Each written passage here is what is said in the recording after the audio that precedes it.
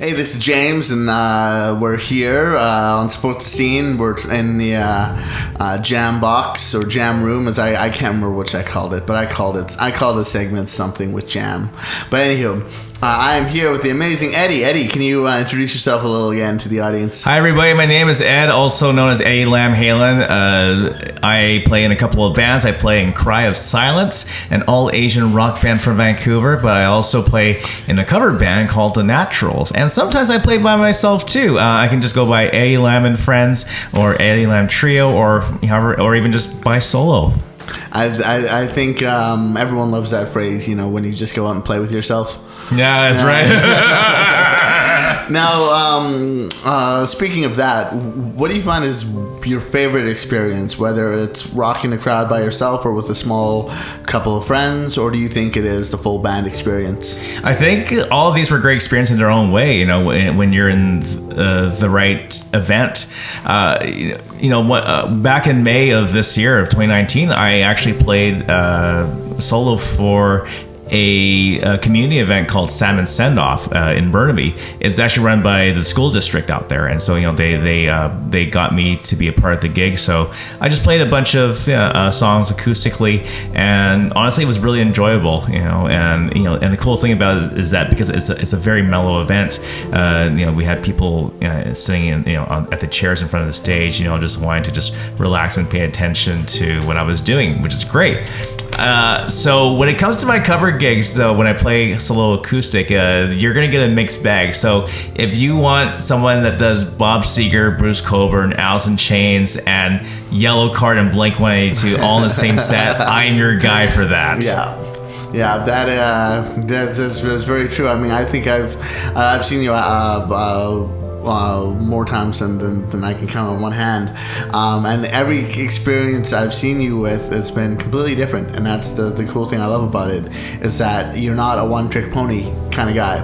Well, that's the thing too, because when it comes to music, for me, I always want to be an outside the box, non-traditional artist, if that makes sense, because one of the things I've always wanted to do, is just be that non-traditional live band, even with Cry of Silence, for instance, right? And same thing with The Naturals. We're not just your average cover band. The one thing that that we will do is we'll get you to sing on stage with us, right? It's not karaoke, it's not open mic night, it's a real rock star experience. And then same thing when I decided to do a spin-off called Piano Karaoke, it was the exact same deal too. I wanted it to be, it's like you mix, Vegas piano lounge experience with karaoke, and I wanted to put that together and do piano karaoke. And so hence why, if you want to feel like a lounge star, you want to do Piano Man, or how about if you want to do a piano version of AC/DC? Exactly. We'll do that for you, right? That's what I'm gonna do, because that's how crazy I am. Well, that's one of my favorite things to go see, or I've looked up a lot of times acoustic covers of music, and I love seeing someone take like a Lady Gaga song and put it on as a piano ballad and have someone sing it with a slightly slower tempo, or even at the regular tempo. Yeah, well, it's crazy too that you mentioned that, because I remember how Lady Gaga took some of her songs and did a piano version of it, like like a goofy, loungy piano version of it. My friends and I, what did we say? She Richard Cheesed it, but except she did it herself, not having to rely on Richard Cheese to do that for her. So which is really hilarious, and it's so funny because one of my early experiences of someone doing a quirky cover version of a song is, well, when you think about it, Weird Al, because he would do a polka medley. He's the king of that. Of course, right? Not only does he does parodies, he'll take a popular song and sing the exact same lyrics and chords, but just a polka version of it. That's all. And there was a band that was on the scene for a bit, and they called their genre death polka, and because they were like avant-garde progressive metal death polka, I think was their exact thing. But I loved it. It was just because polka has such a unique rhythm. Yeah. same thing with the salsa. Like a lot of times when you see different musicians and they take a song and they put their own spin on it. I've seen reggae versions of like Let It Go, and have just blown my mind. And I'm like, what is this? But it's got this uppity feel, and it's got for this sure, completely different thing. Oh yeah. You can find out. That's the beauty of YouTube, though. You can find those kind of things out there, right? Even if they don't get a lot of views, but you can appreciate what they're trying to do. Yeah. Somebody actually grabbed All of Me by John Legend and actually did a reggae remix of it. So they would take his vocals, but they would add their own instrumentation to make it sound more reggae. And I thought, wow, like I would not have thought of that, right? Although of course, one of the things I've seen, which is really crazy, was lately I've been wanting to see if there are any country versions of a song, and somebody actually sang Hawthorne Heights, the Ohio song, and did like a country version of it, basically. It's really hilarious. It's really hilarious. And then of course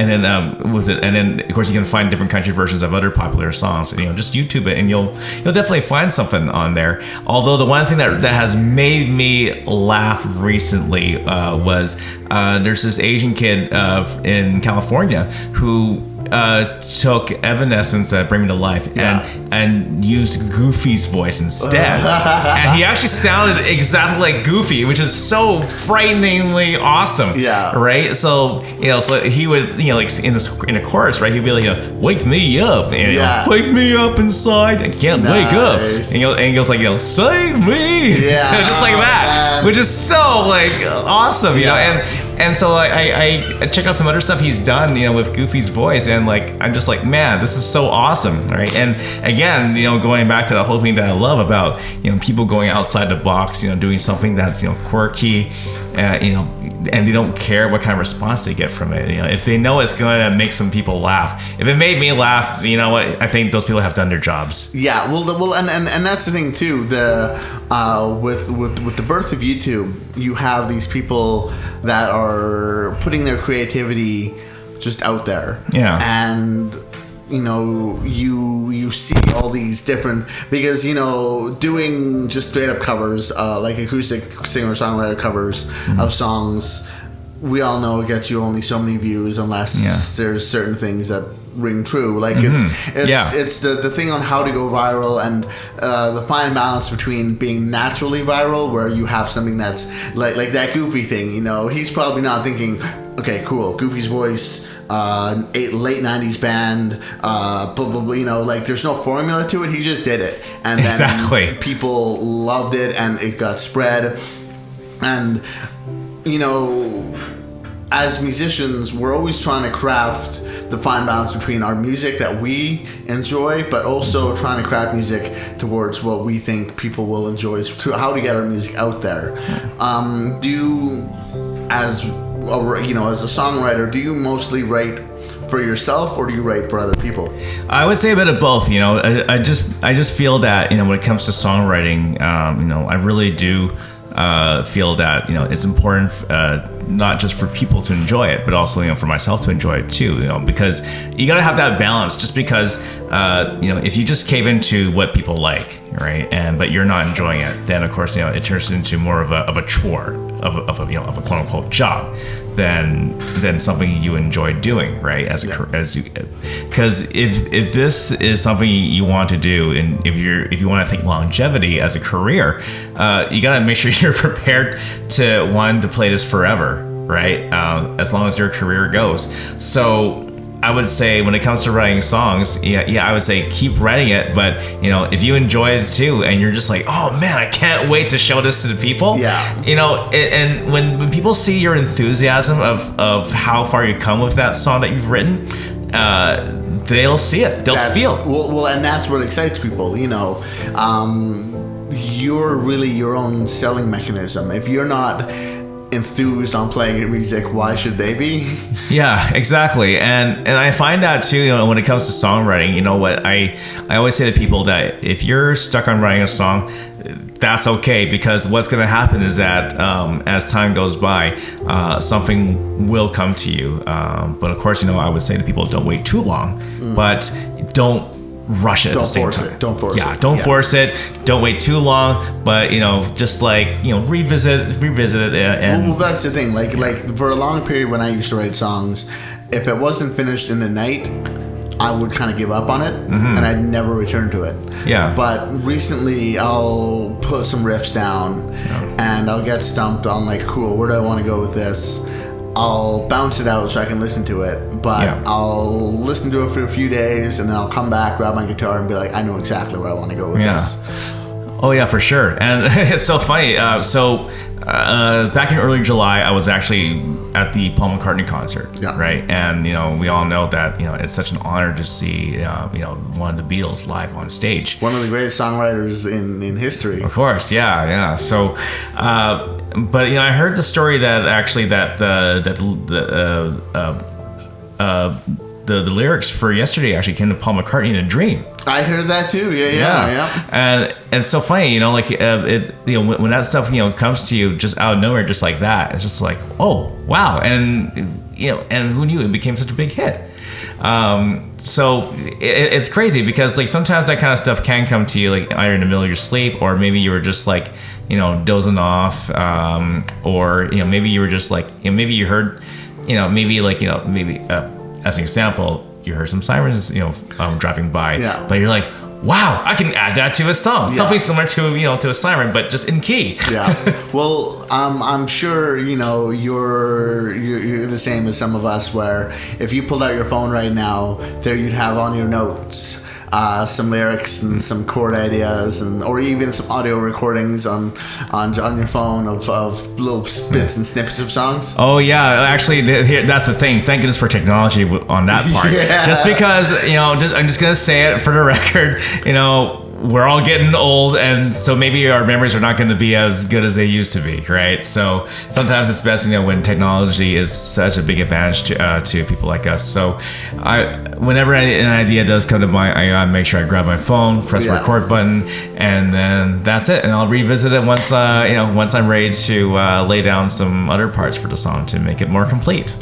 Yeah, but I don't know how many times I've come up with a short little thing, or even just a two-line little lyric thing, and I immediately whip on my phone, and if my phone dies on me, I am crushed and horribly, because I will never retain it in my head. Yeah. I'll get home and I'll be like, what was that melody again? Yeah, and exactly. I'll never remember. Yeah, exactly. But I mean, one day in the future, we'll definitely have those kind of things where we have like, something built in our brains, and we can just press buttons just to record a conversation, even, or record like songwriting sessions, and then just press the stop button on our foreheads once we're done. Yeah, well, it's the same with like trying to capture a picture, how your eye sees it. Yeah, because cameras still aren't, it's not like if you see a sunset and then you whip out your camera, you can't get that exact same thing, right? Yeah, exactly. Yeah, it's so funny because you see those memes on the internet where it's like, what I want to capture is like a picture of this beautiful picture of the moon, and it's like what actually happens, like this little tiny little yellow dot, right? Yeah. All right. Well, thank you for stopping on in and chatting with us. Can you plug any shows you have upcoming? Where can we find you around Vancouver? All right, cool. Well, thank you so much, first of all, for having me here to chat with you, with the whole Support the Scene crew. So you can check out my personal website is eddielammusic.ca, and I got links to my projects, including Cry of Silence and The Naturals, our Rockaoke night. Of course, if you wanted to check out those projects individually, Cry of Silence, again, is my all-Asian rock band from Vancouver. It's cryofsilencemusic.com, and Rockaoke is rockaokelive.ca. And and that's pretty much all I can say is, it's always a pleasure playing music everywhere, and like I said, this summer has been one of the best summers I ever had gig-wise, just because like I got a chance to play different community festivals around town, and and on top of that, just being able to play in front of like an outdoor crowd of people who I've never met, and it's good to connect with them too. My next show is going to be on August 3rd, Saturday, and it's going to be at the Bowen Island Dock Dance. So if you guys have time to make a trip on the ferry and spend the weekend there, that's the place you want to be. With the naturals, it's going to be good. That sounds like a blast, though. A dock dance, like dance on the dock. Oh yeah, so pretty much it's an outdoor festival at Bowen Island. So we're going to be playing in front of a nice crowd out there. It's so funny because I from what I've been told, Joel, my bandmate, he says that like last year they got Chilliwack to headline that one. It was either Chilliwack or Grace of Wrath, one of those two iconic BC bands. But yeah, totally. But this is the first time I guess they have a cover band to headline this event. So it's great, and I feel so honored to be a part of it. So we're gonna have some good old big rehearsals to make sure we deliver quality entertainment to Bowen Island. And it's so crazy because we've played there quite a number of times, and you know what, who knew that we would work our way up to finally play a festival there. Yeah, it's amazing.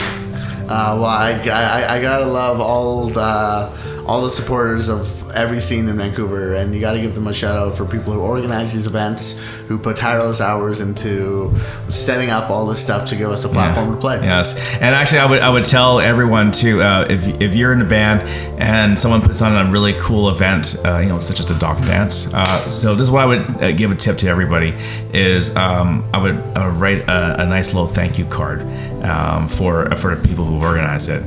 If you can do the same thing for a venue too, I would say do that also. Maybe buy them like a little gift card or something like that to like Walmart or Safeway or something like that, and put it on a nice little envelope, and have each member sign the card, right, saying thank you, blah blah blah, and all that stuff. And and just to show appreciation. I know it's great that people say to people how much they appreciate someone putting on an event, to all the event coordinators out there. But I think if you can go in a little extra mile and do something nice, like even as much as like either just signing a card or buy a little gift for them, I would say that's the next little extra mile I would challenge you all to do. As a promoter and event organizer myself, I would highly recommend that too, because it does make me feel very appreciated. Anyway, thanks for coming on, and we'll see you guys next time. Bye. Peace. Hey, it's James from Support the Scene. If you're interested in being interviewed or want to be featured on our channel, please comment down below or find us on Facebook and message us, and we'll get back to you as fast as we can. Hope you guys enjoyed the video. Rock on.